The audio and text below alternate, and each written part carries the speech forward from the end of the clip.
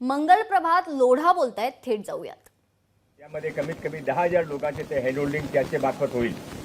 याशिवाय श्री रविशंकरजी जी संस्था एक मोठी इंटरनॅशनल संस्था आहे। भारतामध्ये प्रत्येक ठिकाणी त्यांचे ब्रांचेस आहे। ते सेवासाठी समाजासाठी काम करत आहे। त्याने आमचे 20 ITI बरोबर घेऊन 20 ITIचे रिफंडिंग करायच्या, त्यांचे नए इक्विपमेंट द्यायच्या आणि मुला-मुलींचे रोजगार कसा मिळावा यासाठी स्किल डिपार्टमेंट बरोबर माननीय मुख्यमंत्री देवेंद्र फडणवीस यांची उपस्थितीमध्ये करार केला आहे। आणि त्याशिवाय प्रोजेक्ट मुंबईमध्ये एक ITIने त्यांनी अपंग मुलासाठी, अंध मुलासाठी यांच्यासाठी विशेष ITIचा कसा निर्माण करायचा असा त्याने सुरू केलेला आहे। आणि त्याने जॉब पण ते देणार आहे।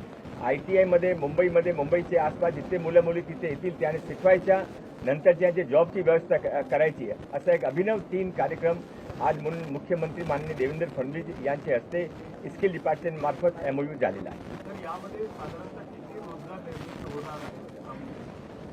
असं आहे की ते जे डे आसराचे आहे त्या डायरेक्टली ते जे रोजगार एंटरप्रेन्योर त्याच्यासाठी आहे।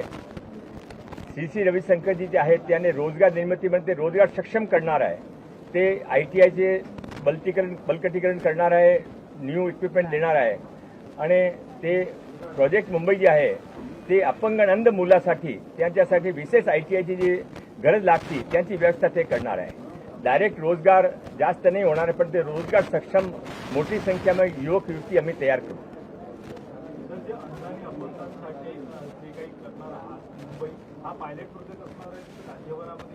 हा पायलट प्रोजेक्ट आहे। आमची अशी कल्पना आहे की प्रत्येक विभागामध्ये एक अशी अपंग अंधासाठी आम्ही विशेष ITI आमची आहे।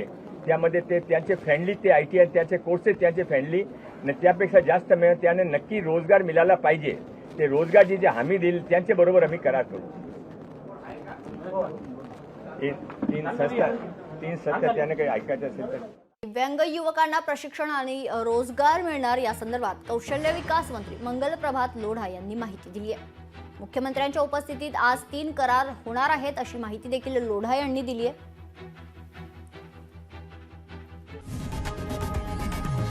लोकशाही मराठी ऐका, पहा, जागरूक रहा।